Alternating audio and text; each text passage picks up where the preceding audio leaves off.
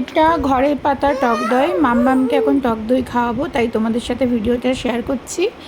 এখানে আমি স্ট্রবেরি আজকে মিশিয়ে দিয়েছি, অন্যদিন ব্লুবেরি দিই, কোনো দিন জিরে গুঁড়ো দিয়ে দিই, কারণ মানে নুন বা মিষ্টি ওকে দিই না, কারণ নুন মিষ্টি এখনও ওর 1 বছরও হয়নি, ডাক্তারের পারমিশন ছাড়া আমি দেবও না। আমার ইচ্ছা আছে 2 বছর পর্যন্ত ওকে মিষ্টির থেকে দূরে রাখবো, কারণ চিনিটা আমাদের জন্য বিষ।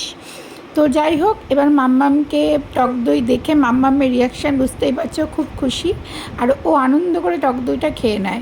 অনেক বেবিদের শুনেছি ভিডিওতে, বেবিরা টক দই খেতে চায় না, ওয়াক তোলে, বমি করে দেয়, কিন্তু আমার মাম্মামকে প্রথমে গ্রিক ইয়োগার্ট দিতাম আমি, তখনও খেত। তারপরে আমি ঠিক করলাম না, গ্রিক ইয়োগার্ট দেবো না, ওকে ঘরে পেতে টক দই দেবো, তাই ওর জন্য রেগুলার টক দই ঘরে পাতা হয়। আর ও এই ছোটো বাটির 1 বাটি করে টক দই খায়। টক দইয়ে ওদের কনস্টিপেশন থাকে না, পটি ক্লিয়ার হয়, হজম শক্তি তৈরি হয়, প্লাস ওদের সব থেকে যেটা খাওয়ার রুচি আসে, যেন খাওয়ার পরে ওকে ভাত খাওয়ার পরে 1 বাটি টক দই